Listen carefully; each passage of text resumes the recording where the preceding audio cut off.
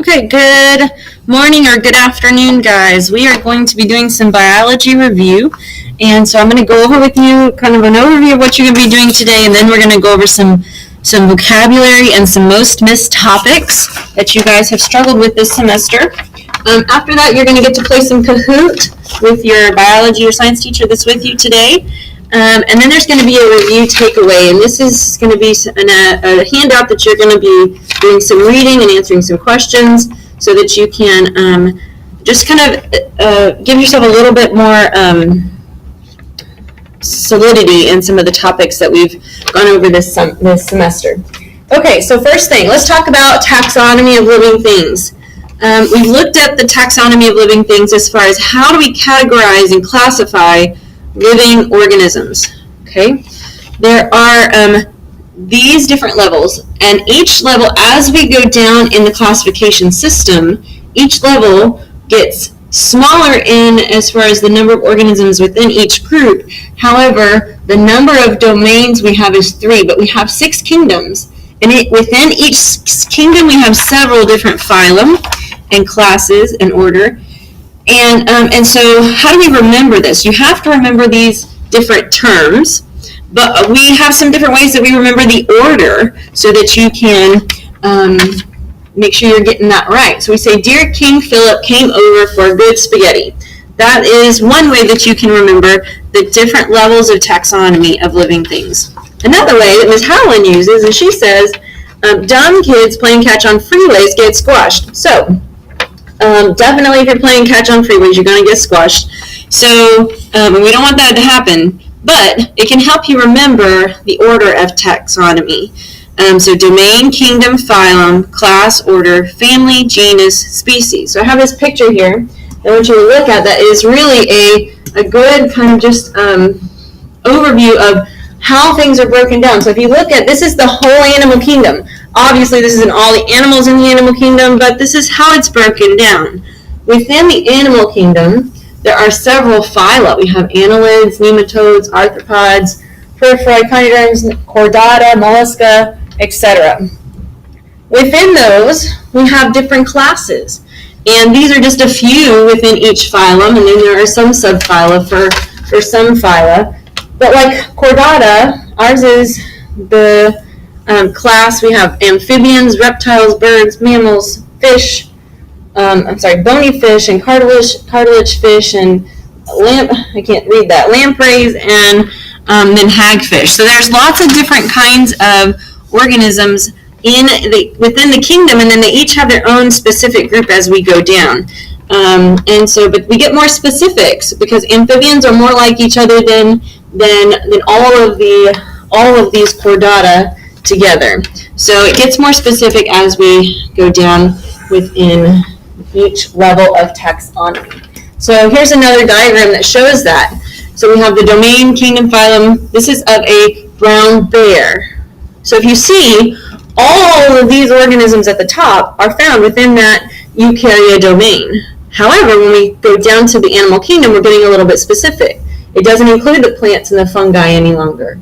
We're looking at just the animals, and we're getting more specific and more specific as we go down to species. If you look at the number of species found, we're going to see that there were 4 to 10 million species within the domain eukarya. But then as we go down, that number of species decreases, and that's happening because we're increasing in similarity. So as we go down the different levels, we're seeing more specific characteristics to make them look and act the same. So here in the families, we see that these are all bears. Okay, there are only 8 species of Ursidae. There are 8 species within the family Ursidae. Okay, and those are going to be more specific and more closely related than the phylum Chordata or Mammalia or Carnivora as we go there. So that's something to keep in mind as you're looking at classification and the levels of taxonomy and things like that. So now let's talk about biomolecules. Biomolecules is one of the topics that's kind of hard. And so let's talk about what the 4 biomolecules are. Biomolecules could be called macromolecules. They also could be called organic molecules because they contain carbon. Monomers, monomers are the building blocks of the biomolecules. Those are the smaller individual molecules that make up the organic molecules or biomolecules. They build together to make polymers. So if we look at these 4 biomolecules, we have carbohydrates, lipids, proteins, and nucleic acids. These 4 biomolecules each have their monomers. Carbohydrate's monomer is a monosaccharide. And if you look, the structure of the carbohydrate is shaped like a ring.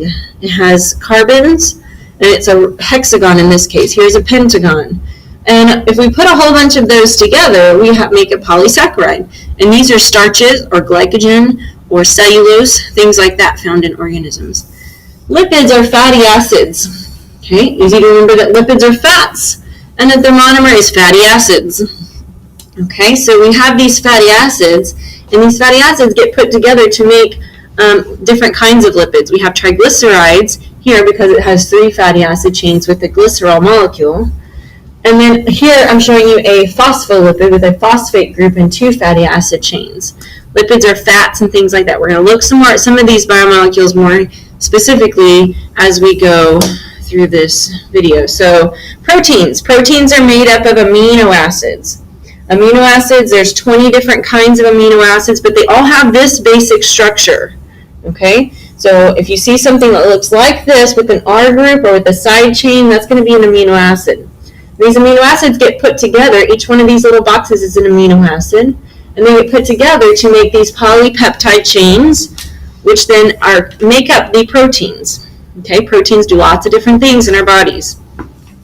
And then our 4th biomolecule are nucleic acids. Nucleic acids are DNA and RNA, okay, and they are made up of the monomer nucleotide.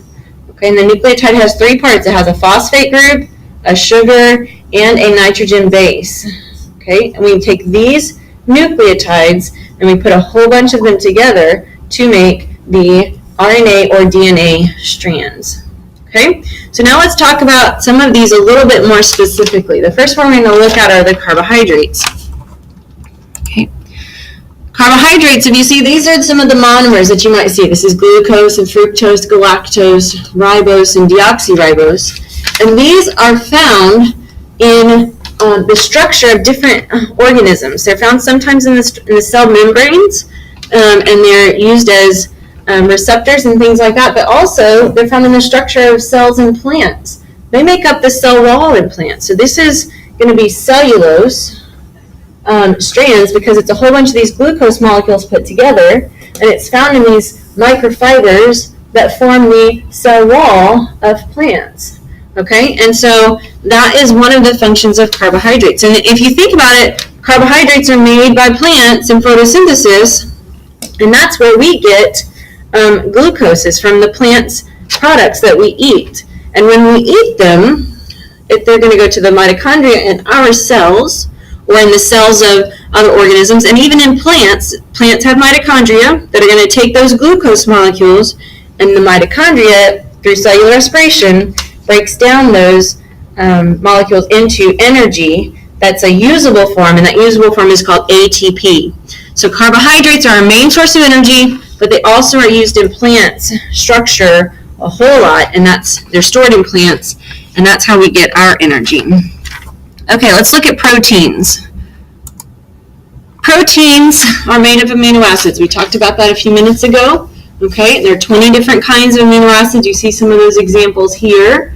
Valine, cysteine, alanine. We haven't talked about those specifically yet, but these amino acid chains are put together to make different kinds of proteins. Okay, here I'm showing you proteins in the cell membrane that do cellular transportation to help get molecules in and out of the cells in different ways. Remember, facilitated diffusion and active transport. Okay, here we see this muscle that has these fibers, and within those cells, those muscle cells, we have proteins that are used to make the muscle contractions. There are other types of proteins. Okay, we have enzymes, and we have receptors, and those are all types of proteins and things that they do. So Now we're going to look at lipids. Okay, so let's move on to lipids. So we talked about how lipids are made up of those fatty acid chains, and we talked about these phospholipids. Okay, this is a phosphate group and 2 fatty acid chains. And these phospholipids are used in the cell membrane. Look at the cell membrane and how many phospholipids it takes to build the cell membrane. It's a 2-layer membrane, and between these is where diffusion and osmosis occurs. Okay, and in the middle, where the lipid part is, where these fatty acid chains are, this is insoluble part where it's hydrophobic. It doesn't like water. So that's why molecules can move through so quickly. They won't get stuck in the middle because it doesn't like water. So these are phospholipids that are used in the cell membrane. Okay, we also have triglycerides that are made from 3 fatty acid chains and a glycerol molecule. Okay, and these are used in your fat cells. Okay, and what's the purpose of your fat cells? They are there to help store energy and different things like that. So those are lipids. Okay, the last thing that I want to share with you, we're going to change topics real quick, is ecological succession. In ecological succession, what we're looking at is how communities and how ecosystems will develop and grow back after disaster or just from the beginning. How did they become what they are in their big forests and things? So this is called primary succession, and primary succession is when we talk about when an ecosystem develops and before there was only rock. Okay, so this might be the very beginning when an ecosystem develops just in a place where there was only rock to begin with. Or it could be after a volcanic eruption where there is now lava rock and there are no other organisms because they were wiped out from the lava, the volcano. The pioneer species are going to be those species that grow back first. So lichen. Okay, lichen is one of those things that is it's a symbiotic relationship between an algae and a fungus. And so those are going to be some of the first things that grow back on those rocks. And then we're going to have small plants like mosses and grasses and things like that.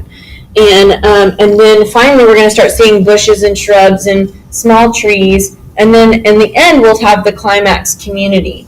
Now the climax community is where we will find the most diversity in this ecosystem because they will have places for lots of different organisms to live, and we'll have the most different kinds of organisms. This last part is about secondary succession, and secondary succession is when something has happened to destroy the ecosystem that was there before, but it did not destroy the soil. Soil was still present and still existed after this disaster. So it could be fire or a hurricane that wipes things out or something like that, or a tsunami or flooding that might destroy these kinds of the ecosystems. And when these organisms start to grow back, it doesn't take as long because there is still soil present.